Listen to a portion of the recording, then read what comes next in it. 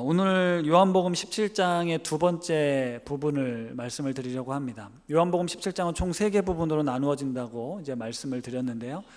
지난주에 이어서 이번 주 그리고 다음 주까지 요한복음 17장의 내용으로 말씀을 전하게 되는데, 첫 번째 요한복음 17장 1절부터 8절까지는 예수님 자신을 위한 기도였습니다. 그리고 오늘 우리가 함께 나눌 말씀은 제자들을 위한 중보기도 9절에서 19절까지 있고요.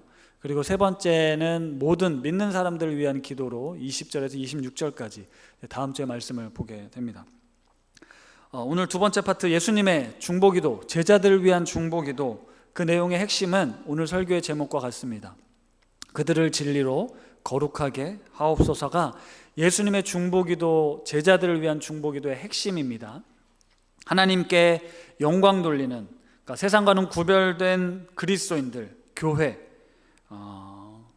교회가 말씀 안에서, 진리 안에서 거룩하게 하나됨을 이루어가는 공동체가 될 수 있도록 우리 주님께서 기도하고 계시는데요, 오늘 특별히 이 9절부터 19절까지 나오는 단어 중에 제가 6가지 단어를 추렸습니다. 화면에 나오면 같이 한번 읽어보도록 할까요? 시작. 영광, 보전, 하나됨, 기쁨, 진리, 거룩. 네, 이 6가지 단어로 9절부터 19절까지를 이제 한 번 더 읽어보시면 이제 눈에 들어오시게 될 텐데, 그 말씀을 오늘 하나씩 풀어보려고 합니다. 그런데 이 말씀은 꼭 우리가 올 한 해 요한복음을 통해서 쭉 살펴왔던 말씀들의 내용의 어떤 복습과 같다라고 생각하시면 될 것 같은데요. 첫 번째, 영광입니다.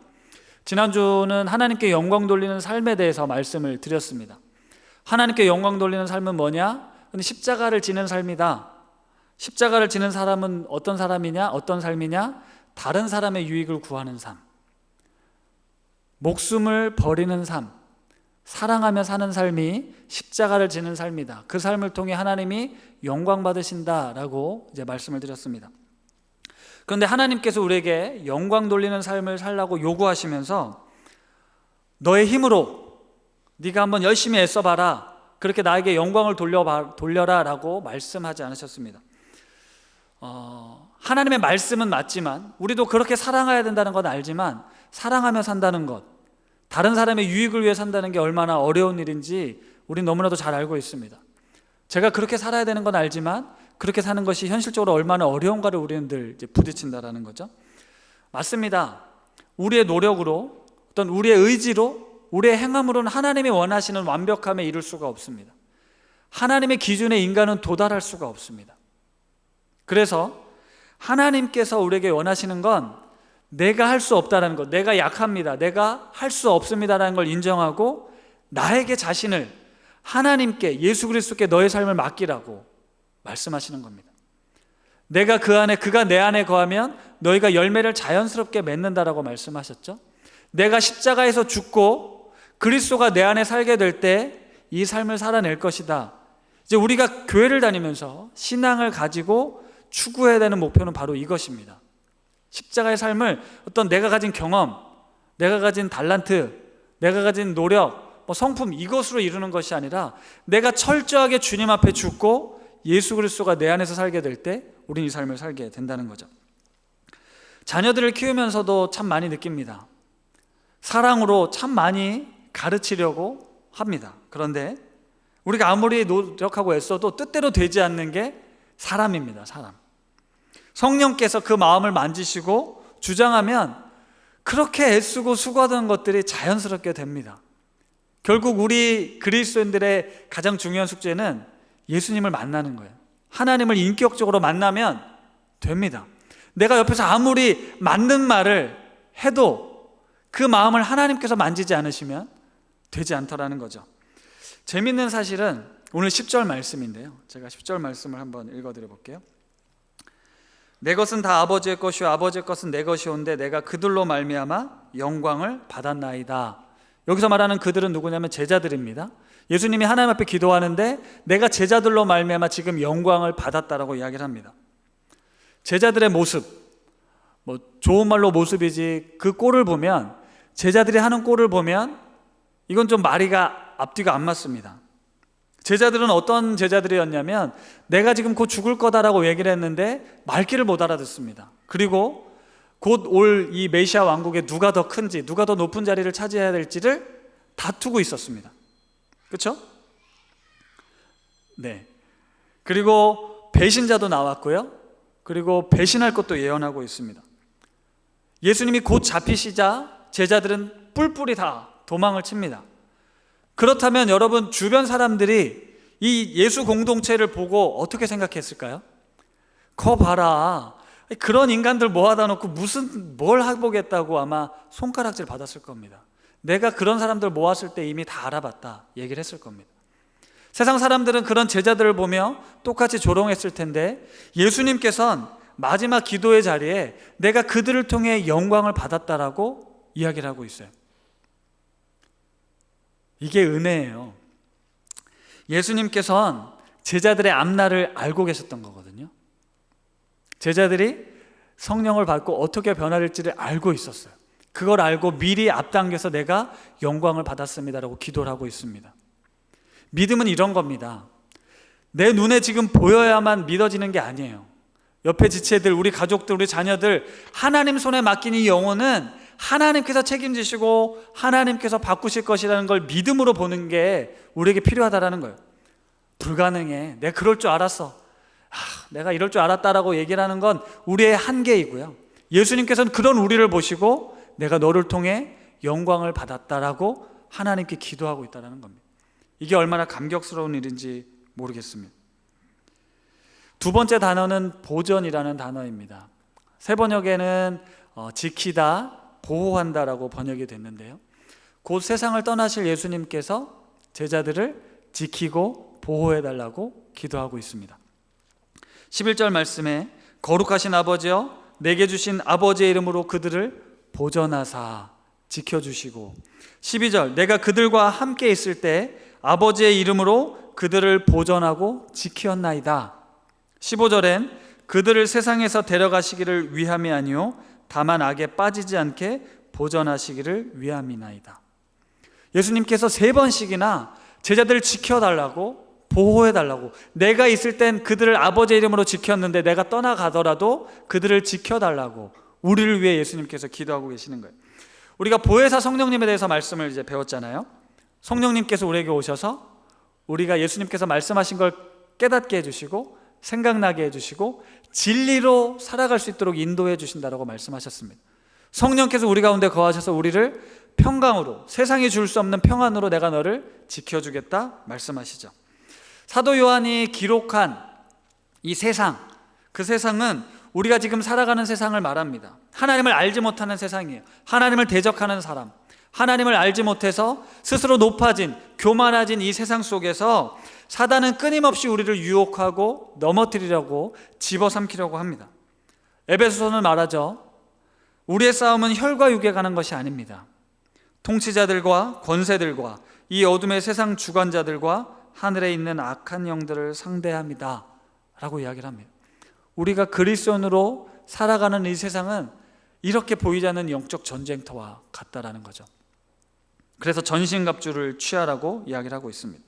결코 안전하고 편안하고 쉽고 즐거운 일들만 가득한 것이 아니라 때로는 치열한 영적 전쟁터 같을 거다라는 겁니다. 그런데 이 15절 말씀에 보면 그들을 세상에서 데려가시도록, 그 세상 속에서, 그 악한 곳에서, 그 범죄한 곳에서, 그 더러운 곳에서, 그 힘겨운 곳에서 우리를 좀 건져주십시오라고 기도하지 않고 그곳에서 너희들이 거룩하게 살아내라라고 기도하고 있는 거예요. 성령께서 좀 지켜주시도록 기도를 하는 겁니다. 추악하고 더럽고 부패하고 불의가 가득한 그곳에 하나님이 찾아오셔서 그곳을 거룩하게 하시는 거죠. 변화산에서 제자들과 함께 모세와 엘리야, 예수님이 변형되셔서 그 영광스러운 모습을 봤을 때 우리는 그런 변화산의 영광스러운 모습을 누리고 거기에 머물고 싶지만 주님께서는 너희들이 있어야 될 곳은 여기가 아니라 삶의 현장이다라고 말씀하시죠. 교회에서 어떤 예수님의 이름을 찬양하고 성도들 간의 아름다운 교제를 누리면서 여기서만 사는 것이 아니라 세상의 거친 파도 속으로 나아가라고 말씀하고 있는 겁니다. 우리가 그 속에서 거룩하게 구별된 왕같은 제사장으로 살아가는 것이 하나님의 뜻이라는 거죠. 세 번째는 하나됨입니다. 11절 하반절에 보면 예수님께서는 우리를 보전하사 우리와 같이 그들도 하나가 되게 하옵소서라고 기도합니다. 오늘 읽지 않았지만 22절, 다음 주에 보게 될 22절 말씀에도 모든 믿는 자들을 위한 기도에서 하나가 되게 하옵소서라는 기도가 있습니다. 이 하나됨이라는 단어는 교회에서 참 많이 들어보셨을 겁니다. 예수 그리스도 안에서 우리는 하나입니다. 여러분 수없이 많은 오랜 신앙생활을 해오면서 이 하나 되는 공동체, 그리스도 안에서 사랑으로 하나 되는 공동체를 누리고 계시죠?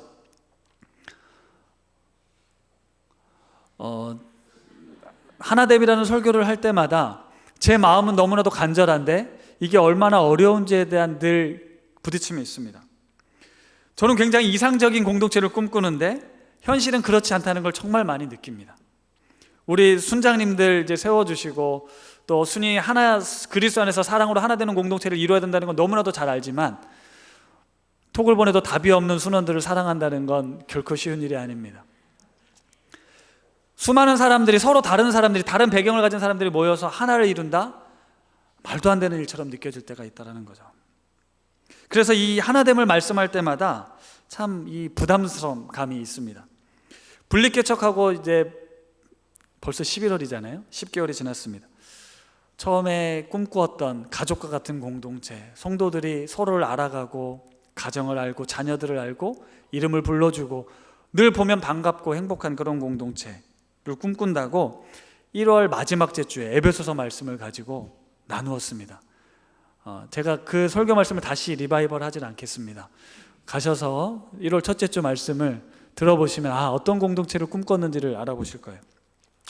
그런데 3월부터 이제 코로나로 인해서 모이지 못하고 시간이 흘렀습니다.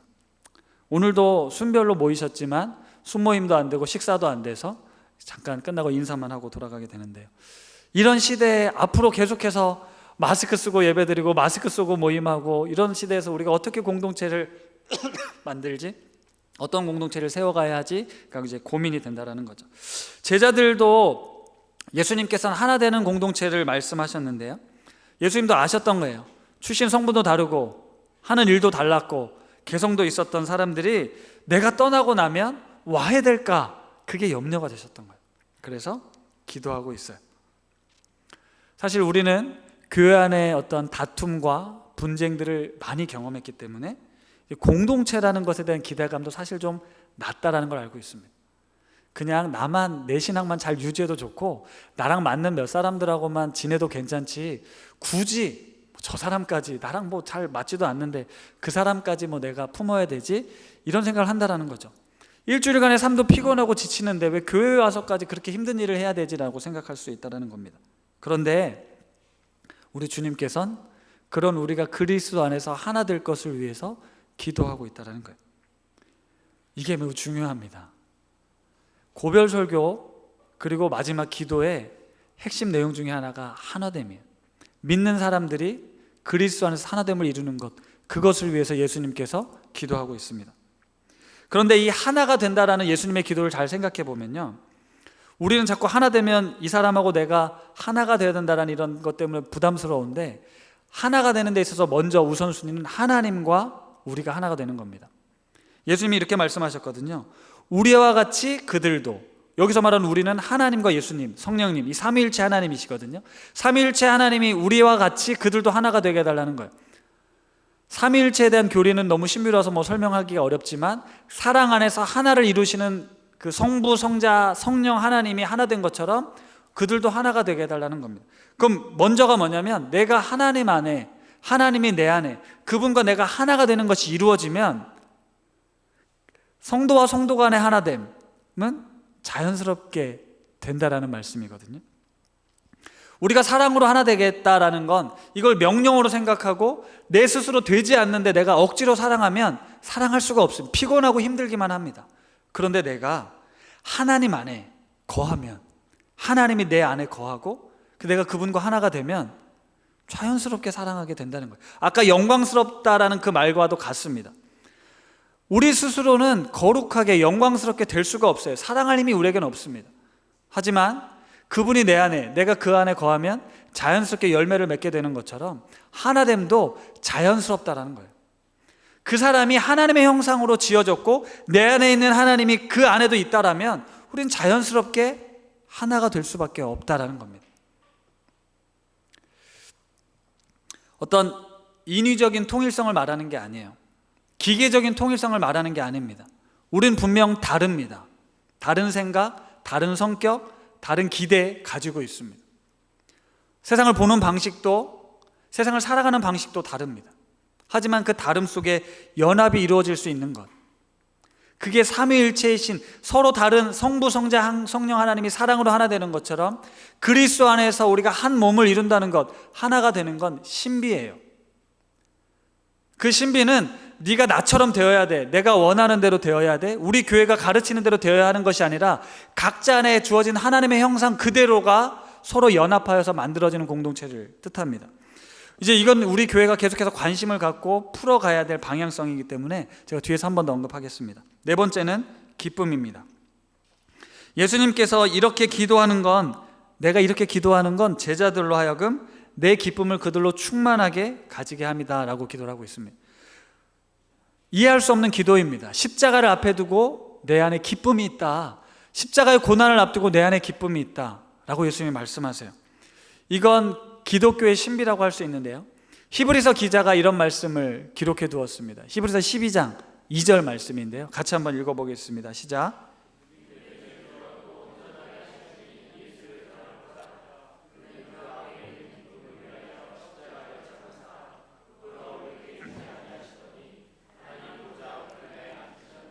아멘.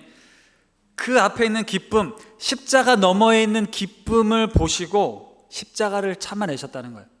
이 고난이, 이 아픔이 나에게 영원토록 변하지 않는 기쁨을 가져올 거라는 것을 알았기 때문에 예수님께서 십자가를 앞에 두고 기쁨을 얘기하시면서 제자들도 너희들도 이 기쁨을 충만하게 누렸으면 좋겠다 말씀하시는 거예요. 우리가 그리스도를 따르는 길은 고되고 힘겨운 삶일 수 있지만 세상에서 얻게 되는 어떤 순간적인 쾌락이나 재미와 즐거움과는 비교할 수 없는 그 기쁨을 맛보게 됩니다. 사랑으로 살아내는 삶, 사랑을 경험하는 삶, 나의 존재 가치와 의미를 깨닫게 되는 삶은 이 세상이 아무리 요동치고 나를 평가하고 판단해도 흔들 수 없는 기쁨이 내 안에 있게 됩니다. 예수님께서 이 기쁨을 위해 십자가를 참아내셨어요. 십자가를 통과해서 하나님의 영광에 이르게 될 때 우리에게 그 기쁨이 임하게 될 거다라는 것을 말씀하셨어요. 요한복음 15장 11절에도 예수님께서 이렇게 말씀하셨습니다. 같이 한번 읽어볼게요. 시작. 내 기쁨이 너희 안에 있어 너희 기쁨을 충만하게 하려 함이라.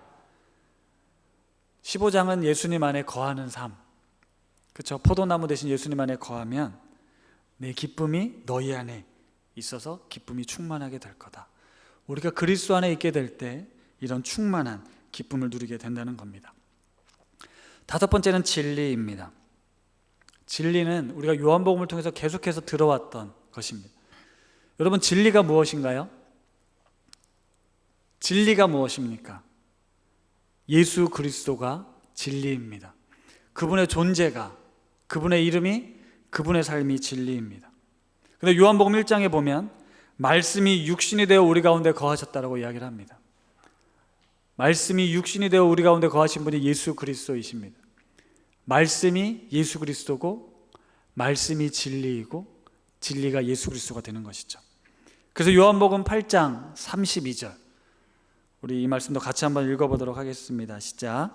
진리를 알지니 진리가 너희를 자유롭게 하리라. 진리가 무엇입니까? 라고 질문했을 때 뭐지? 라고 생각이 되셨던 분들은 7월 12일 설교 말씀을 찾아서 들어보시면 진리가 무엇인지, 또 진리가 우리를 어떻게 자유롭게 하는지 알게 될 겁니다. 그때도 말씀드렸습니다. 기독교는 종교가 아닙니다. 기독교는 하나님과의 관계입니다. 하나님과의 친밀한 관계가 기독교입니다. 그리고 그 하나님과의 친밀한 관계를 누릴 때 우리는 진리를 경험하게 됩니다. 그리고 그 진리를 경험하면 자유하게 됩니다. 이 말씀을 나눴어요. 그러면서 저의 담담한 고백, 저는 자유합니다, 이런 고백을 드렸죠. 그때 오두막이라는 영화에 대한 그 내용도 이제 설명을 해드렸으니까 한 번 더 살펴보시면 좋겠는데요. 이 진리에 대해서 우리가 교회를 다니면서 신앙을 가지고 이 진리를 만나고 진리를 경험하고 진리를 깨닫게 된 사람은 자유함을 누리게 되고 자유한 사람은 기쁨을 얻게 됩니다. 그리고 마지막으로 이제 거룩인데요. 이 진리와 거룩을 같이 이어서 가려고 합니다. 오늘 설교 제목처럼 진리로 거룩하게 하옵소서. 아까 진리는 예수 그리스도잖아요. 예수 그리스도는 말씀이라고 했습니다. 그럼 말씀으로 거룩하게 하옵소서. 이렇게 생각해도 되겠죠? 이제 거룩을 하면, 거룩이라는 말을 들으면 여러분 무엇이 떠오르시나요? 우리 집에서 예배 드리시는 분들 한번 서로 이야기 나누고, 거룩이 뭐야? 아이들에게도 물어봐 주십시오. 거룩이 뭐냐? 거룩을 뭐로 하고 설명하겠습니까? 거룩이라는 말은 일상생활에서 야, 너 참 거룩하다, 사람들하고 너 진짜 거룩하다 이런 얘기 안 씁니다. 사실 교회에서도 잘 쓰지 않습니다. 하나님이 거룩하다, 하나님이 거룩하신 분이시니까. 사람에게 너 거룩하다라고 말하는 건 좀 맞지 않는 말이잖아요. 이제 거룩에 대한 개념을 잡는 게 참 중요하다는 생각을 합니다. 왜냐하면 우리에게 되게 핵심되는 단어거든요. 그렇다면 이 거룩이라는 단어가 교회 밖에서는 어떻게 이렇게 구현되어야 하는지, 어떻게 설명되어야 되는지는 매우 이제 중요하다라고 생각이 되는데요. 우리끼리는 이제 거룩함이라는 말을 쓸 수 있지만 세상에서는 거룩하다라는 게 이제 다른 말로, 어떤 다른 행동으로 이제 표현이 되어야 합니다. 우선 이제 거룩함은 하나님께만 쓰이는 단어라고 볼 수 있는데요. 레위기 19장 2절에 이런 말씀이 있습니다. 제가 읽어드릴게요. 너는 이스라엘 자손의 온 회중에게 말하여 이르라. 너희는 거룩하라. 이는 나 여호와 너희 하나님이 거룩함이니라. 하나님이 거룩하신 분이세요. 거룩하신 하나님 앞에서 취해야 될 태도가 뭐죠? 엎드림입니다. 경외함입니다. 두려움입니다.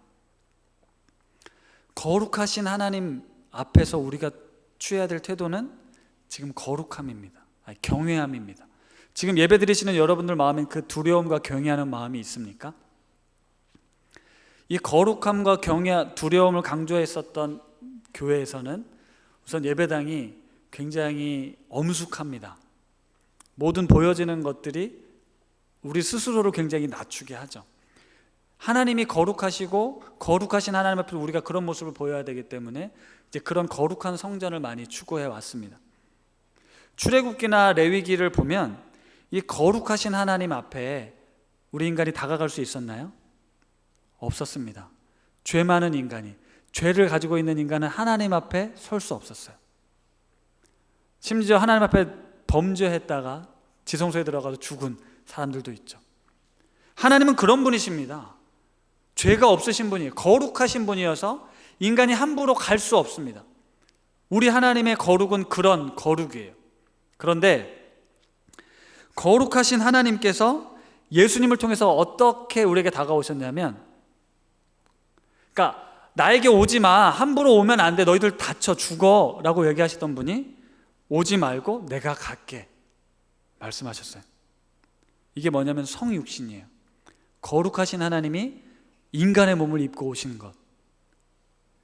성육신 하신 하나님으로부터, 그 거룩하신 하나님으로부터 우리는 여기서 무엇을 보냐? 사랑을 보게 됩니다. 거룩은 사랑입니다. 하나님은 내가 거룩하다, 하나님께서는 내가 사랑이다라고 말씀하세요. 거룩하신 하나님께서 사랑의 하나님으로 찾아오시는 거예요. 죄를 심판하는 동시에 죄를 끌어안고 스스로 그 심판의 자리에 서신 분이 하나님이십니다. 이게 기독교의 진리고 정수입니다. 타 종교와는 절대 비교할 수 없는 기독교의 핵심이에요. 신이 인간들을 심판자로 있지 않고 스스로 심판의 대상으로 사랑하셔서 내려오셨다는 것, 이게 기독교의 정수인데요. 거룩함과 사랑, 이것이 우리가 가지고 있는 핵심이라는 겁니다. 죄에 대해서, 잘못에 대해서 우리는 피 흘리기까지 싸우라는 말씀도 있지만, 죄로 인해 죽어가는 영혼들을 위해 한없는 용서와 사랑을 베푸는 것, 이 모든 것이, 이 두 가지가 공존해야 되는 게 바로 그리스도인의 삶이어야 하고 교회의 모습이라는 겁니다. 죄인을 위해 기꺼이 자기 목숨을 내어놓으신 예수님처럼 우리 또한 그 사람, 사랑할 수 없는 사람, 용서할 수 없는 사람을 위해 내 목숨을 내어놓는 것, 그게 기독교의 핵심이라는 거예요.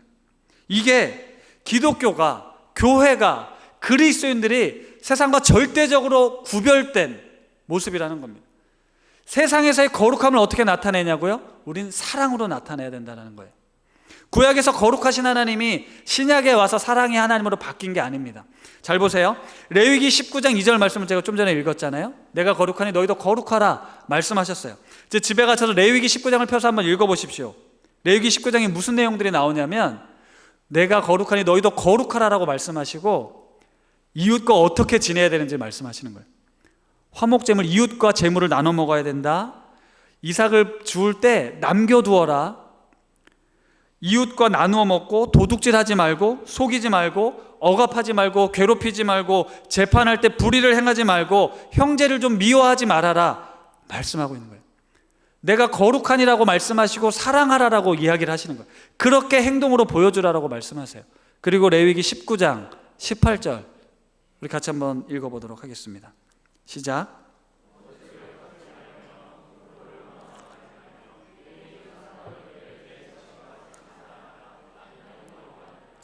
아멘. 쭉 이어서 이웃 사랑하기를 내 자신과 같이 사랑하라. 나는 여호와니라 말씀하시죠. 여러분이 거룩한 삶을 추구하고 교회 공동체가 거룩함을 추구할 때 이 성전에서의 거룩함, 이 성전에서의 영광, 우리들끼리만의 영광, 하나님이 그것을 말씀하시지 않고 내가 거룩하니 너희도 거룩하라 말씀하실 때 네가 세상에 나가서 그런 사람들, 연약한 자들, 가난한 자들, 힘겨운 사람들을 사랑해라. 그게 거룩함이다 말씀하신 거예요. 그래서 오늘 본문 이 17장 제자들을 위한 예수님의 중보기도의 핵심은 내가 거룩하니 너희도 거룩해라. 진리로 거룩하게 해달라는 말씀입니다. 제자들을 위한 이 핵심 메시지를 쉽게 풀어보면 너희가 말씀을 가지고 사랑으로 하나 되는 공동체를 이루어라라는 것입니다. 하나님의 말씀을 우리 가운데 공유하고 그 말씀 속에서 사랑으로 하나됨을 이루어가라는 것이죠. 고린도후서 5장 17절 우리가 잘 아는 암송 구절입니다.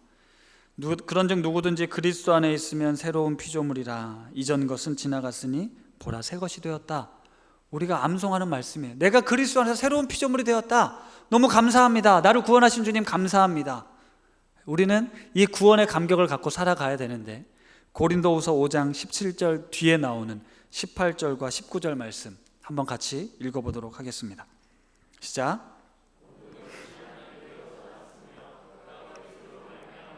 우리를 자기와 화목하게 하시고 또 우리에게 화목하게 하는 직분을 주셨으니 곧 하나님께서 그리스도 안에서 세상을 자기와 화목하게 하시며 그들의 죄를 그들에게 돌리지 아니하시고 화목하게 하는 말씀을 우리에게 부탁하셨느니라. 아멘. 한국교회가 또 우리 그리스도인들이 이 17절의 단계에서 넘어와야 합니다. 18, 19절 요한복음 3장 16절 지나서 17절을 가야 된다는 거죠. 하나님이 세상을 사랑하셔서 세상을 구원하기 원하신다는 것, 우리를 구원하신, 우리를 새롭게 하신 이유는 우리에게 화목하게 하는 직분, 화목하게 하는 사명, 세상을 섬기고 사랑으로 돌보라는 사명.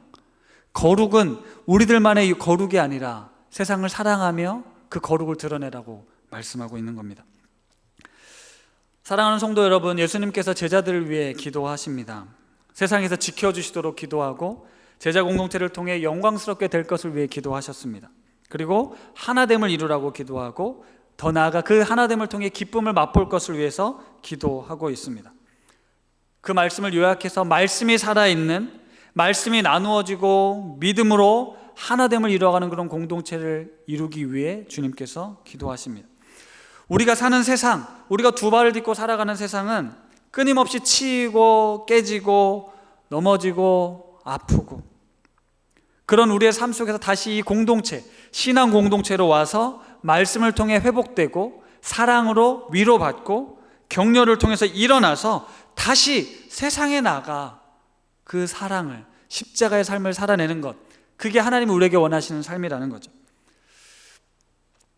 성도님들을 만나고 또 그 가정들을 들을 때마다 아주 평범하고 무난한 가정들도 있지만 아픈 가정, 슬픈 가정, 속상한 가정, 해결되지 않는 문제들 때문에 두려움이 있고 외로운 분들, 어디 하나 마음 터놓을 데가 없어요. 답답합니다. 아무도 내 마음을 알아주지 못해서 화가 납니다. 억울하기도 하고 내 인생이 도대체 왜 이러는가. 우리 성도님들 뿐만이 아닙니다. 외롭고 힘든 이들이 주변에 얼마나 많습니까? 수능을 앞둔 우리 청소년들의 마음을 우리가 어떻게 다 헤아릴 수 있죠? 청년들, 이런 시대를 살아가는 청년들의 아픔을 우리가 어떻게 합니까? 아인들, 노인들, 몸이 불편한 사람들, 병든 사람들, 가난한 사람들, 그 외에도 수많은 소외계층들이 있어요. 이 땅에 들어있는 외국인들, 탈북민들, 주변을 돌아보십시오. 그 많은 사람들이 우리 같이 살아가고 있는데 그 어느 곳 하나 기댈 데 없고 마음 둘 곳 없이 살아가고 있습니다. 근데 그들을 품고 그들과 함께 지내라고 교회를 세우셨고 그리스도인들을 부르셨는데 우리는 우리끼리만의 그 거룩함을 추구해서는 되겠습니까? 하나님의 형상대로 지음받았지만 세상 속에 고통받고 신음하는 그 형상을 잃어버린 사람들에게 교회가 품고 그들과 함께 진리로 거룩하게 되는 그 사명이 우리에게 주어졌다는 거죠. 세상에 잘난 사람들, 성공한 사람들만 있지 않습니다. 그런 무리에 끼어야만 된다라고 생각하는 건 착각입니다. 더 많은 사람들이 이 경쟁 사회 속에서, 물질 만능주의 사회 속에서, 이기적인 세상 속에서 하나님의 통치를 벗어나 고통 가운데 살아가고 있는 그 사람들이 이곳으로 나와서, 주님께로 나와서, 주의 몸된 교회로 나와서 진리로 거룩하게 된 우리들을 통해 회복하고 진리로 거룩하게 된 교회를 통해 다시 새롭게 하기를 우리 주님이 원하십니다. 내 모습 그대로, 이 모습 그대로 받아들여질 수 있는 공동체, 그 공동체가 우리 공동체가 된다는 거죠. 물론 우리 공동체가 그럴 수 있다라고 저는 생각하지 않습니다. 그럴 수준이 아직 안 됐다는 걸 저는 인정합니다. 제 이상은 여기지만 우리의 현실이 그렇지 않다는 걸 알죠. 하지만 현실이 그렇기 때문에 포기하는 것이 아니라 우리는 그 한계를 조금씩 넓혀가야 됩니다. 상심하지 말고, 정죄하지 말고, 서로가 가지고 있는 이 부담들을 내려놓고 그 방향을 위해 느디지만 더디지만 함께 나아가자는 거죠. 완벽할 수가 없잖아요. 모두가 다 같은 마음일 수 없습니다. 나와 다른 사람이 있을 수 있어요. 하지만 그 다름이 틀림은 아니잖아요. 우리 모두가 똑같은 것이 아니라 다양한 존재들이 그리스도 안에서 일치를 이루어가자라는 것. 교회니까 이러이러해야 된다. 우리 교회는 이것을 해야만 합니다. 말씀에 있으니까 이대로 따르십시오. 신앙인이라면, 교회 다니는 사람이라면 이래야 합니다. 어떤 이런 율법적인 사고로 어떤 것을 가르치고 비난하고 지적하지 말고 교회에 오면 자꾸 가면을 쓰잖아요. 나의 솔직한 모습이 아니라 교회 안에서의 그 가면을 쓴 모습, 그걸 외식이라고 하지 않습니까? 자연스럽지가 않아요. 솔직하지가 않습니다. 그 모습을 벗어버리고 우리가 있는 모습 그대로를 보여줄 수 있고 그것이 용납될 수 있고 그것이 품어줄 수 있는 공동체, 그게 바로 우리 교회 공동체가 가져야 될 모습이라는 거예요. 좋은 공동체가 주는 기쁨이 있습니다. 그런 공동체 안에 있는 회복이 있어요. 우리 교회가 이런 공동체가 되기를 꿈꾸며 기도하고 있습니다. 세상의 식과 법이 아니라 하나님의 식과 법으로 살아가는 그런 구별된 공동체, 말씀이 우리 안에 충만하게 거함으로 그 말씀이 나누어져서 그 말씀이 삶으로 열매 맺는 그런 공동체를 꿈꾸며 기도합니다. 여러분들도 기대하십시오. 여러분들도 기도하십시오. 그리고 참여하십시오. 그리고 함께 헌신합시다. 이런 목표와 방향을 가지고 우리 교회를 함께 세워가자는 말씀입니다. 소그룹이, 우리 순위, 우리 소그룹 공동체가 생명으로 살아 넘치는 진리로 거룩하게 되는 공동체를 꿈꾸며 우리가 함께 나아갔으면 좋겠습니다. 이 외침은 제가 하는 외침이 아닙니다. 저는 이 설교를 쓰는데 하나님, 전 자신 없어요. 저에게는 그런 능력이 없다라는 걸 알기 때문이죠. 여기 계신 성도님들을 보아하니 참 귀한 분들인데 이 사람들을 묶어놓으면 참 갈등이 있고 아픔이 있더랍니다. 하나님이 그런 공동체를 꿈꾸고 우리가 기대합시다, 해봅시다라고 하면서도 한편으로는 이게 제가 하는 외침 같지가 않은 거예요. 저는 자신 없고 두렵습니다. 하나님이 기뻐하시는 공동체를 위해서 과연 우리가 그런 공동체를 만들 수 있을까? 두려움이 있습니다. 여러분은 어떠신가요? 여러분은 그런 공동체를 위해서 기도하실 수 있겠습니까? 우리 교회 공동체가, 우리 순이 그런 공동체가 되기를 여러분 정말 기도하십니까?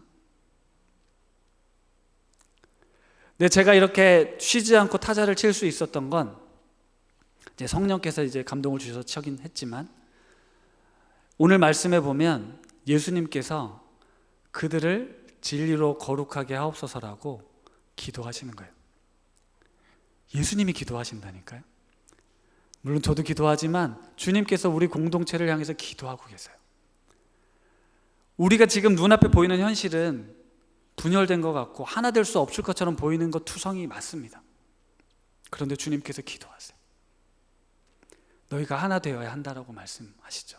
그리고 너희들끼리 말고 세상에서 진리로 거룩하게 된 공동체를 이루어서 세상에 하나님의 나라를 세워가라고 말씀하시는데, 우리 힘으로 하지 않고 우리 주님께서 우리를 위해 기도하고 계시다라는 겁니다. 그러면 그런 공동체를 만들어갈 때 세상에서 경험할 수 없는 그 기쁨을 누리게 하는 거죠. 우리가 올해 요한복음을 통해서 계속해서 예수 그리스도를 증거하고 있습니다. 그분을 믿는다는 것, 그분을 믿음으로 살아간다는 것이 도대체 무엇인지 각자가 삶에서 적용하는데 힘들 겁니다. 그래서 우리에게 공동체가 필요해요. 말씀을 함께 나누고 말씀을 살아내기 위한 공동체가 필요합니다. 300명, 400명의 같은 공동체를 만들 수 없겠지만 순위 또 다른 모임들이 그렇게 서로에게 말씀으로 사랑으로 하나 되는 공동체를 이루어서 계속해서 그것이 전파되어져 가고, 내가 이곳에서 힘을 받아서 여러분이 살아가는 그 삶의 현장에 그런 그리스도의 공동체, 사랑으로 진리로 거룩하게 되는 공동체, 그런 공동체를 세워갈 수 있기를 바랍니다. 하나님께서 하실 겁니다. 하나님께서 세우십니다. 우리가 말씀 안에 복음 안에 바로 설 때 하나님께서 그 뜻을 이루실 줄 믿습니다. 기도하겠습니다. 하나님 아버지, 우리를 위해 간절하게 기도하시는 예수님의 기도에 대해 배웠습니다. 무엇보다 진리로 거룩하게 하시도록 기도하시는 주님의 깊은 뜻을 헤아려 봅니다. 주님, 우리를 택하시고 부르셔서 의롭다 하신 주님, 오늘날 교회로서의 삶을 살아가도록 우리를 부르셨습니다. 내가 교회이고 우리가 교회이고 교회된 우리가 모여서 또 교회를 이루었습니다. 앞으로 가야 할 방향이 비록 험하고 갈등이 있고 아픔이 있겠지만 주님께서 지금도 우리를 위해 이 기도를 하고 계시기에 우리는 믿음으로 이 삶을 도전하며 살아가려 합니다. 성령 하나님, 우리 안에 거하셔서 우리로 주님과 하나됨을 이루게 하시고 하나님의 사랑 가운데 우리가 서로 연합하는 그 기쁨을 누리게 하옵소서. 우리 교회를 통해, 우리 성도님들을 통해 이 땅에 하나님의 나라를 이루어 주시옵소서. 예수님의 이름으로 기도드립니다. 아멘.